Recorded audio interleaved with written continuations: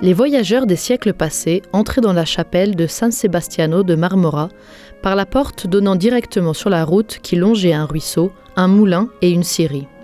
Aujourd'hui, nous entrons par cette autre porte, ouverte bien des siècles plus tard. Sur l'ancienne façade, on peut observer un Saint Bernard avec le diable à la chaîne et un grand Saint Christophe.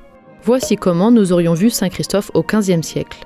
Et comment nous aurions vu la représentation du Christ du dimanche, c'est-à-dire le Christ blessé par les outils de ceux qui ne sanctifient pas cette journée de fête.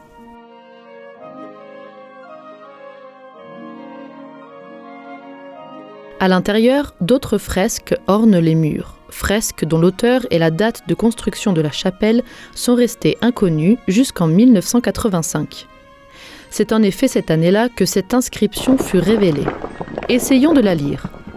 Le 20 août de l'an 1450, la communauté de Marmora a fait construire cette chapelle en l'honneur de Dieu et des bienheureux Sébastien et Fabien. La partie inférieure, une inscription rouge qui s'est nettement détériorée et qui est presque illisible à l'exception de quelques fragments, nous informe que l'auteur des fresques est Giovanni Balaison, originaire de Demonte. C'est probablement ce que nous dit la 3e ligne, où l'on ne peut cependant lire que le mot « habitator ».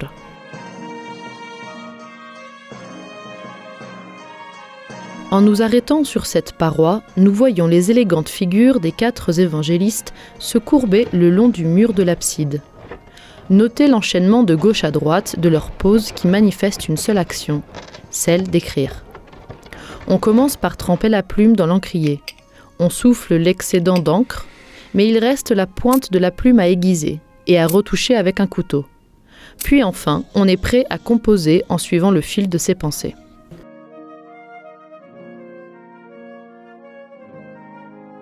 Sur la paroi opposée, une représentation particulière de la Nativité montre Joseph avec la bouche ouverte et les quelques dents qui lui restent, tandis que la servante sourit à l'enfant en montrant une dentition éclatante. Les sujets d'une scène sacrée montraient rarement leurs dents. Les représenter était en effet un signe de mauvaise conduite et parfois un acte d'hostilité. Cependant, ancrer les images dans un contexte de vallée populaire pour les rendre plus crédibles semble intéresser le peintre plus que la convenance. Joseph remue un bouillon de poule mijotant sur le chaudron, remède que l'on donnait aux femmes qui venaient d'accoucher. Et sa figure, dépourvue d'auréole, nous représente, nous autres humains. L'observateur du XVe siècle se reconnaît en lui comme dans un miroir, à une époque où cette bouche était certainement plus fréquente qu'aujourd'hui. Joseph ainsi représenté n'est donc pas une figure marginale ou ridicule, mais a précisément pour fonction de souligner la dimension extraordinaire de l'événement avec une Vierge Marie suave, belle et en extase devant l'enfant.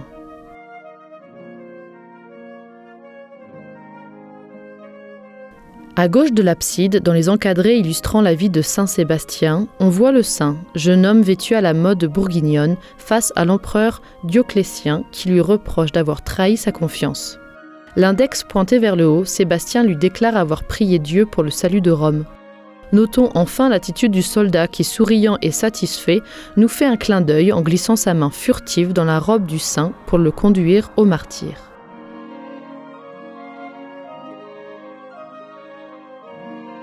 Le visage de Joseph est très différent lorsqu'il conduit Marie, Jésus et le petit âne en Égypte, fuyant les soldats du roi Hérode.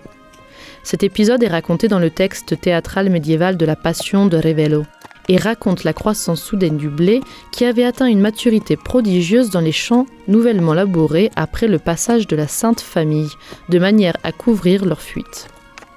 Les 3 soldats interrogent le paysan qui, quelque peu surpris, répond à leurs questions en disant que personne n'est passé depuis qu'il a semé le blé, alors qu'il est entouré d'épis de blé qui sont maintenant dorés et mûrs. Les hommes armés se rendent compte que trop de temps s'est écoulé et que ceux qui ont traversé les champs avant eux sont partis depuis longtemps. Mais ceux d'entre nous qui passent par Marmora sont volontiers capturés par l'histoire séculaire de la chapelle des San Sebastiano et Fabiano, qui racontera bien d'autres détails à l'avenir.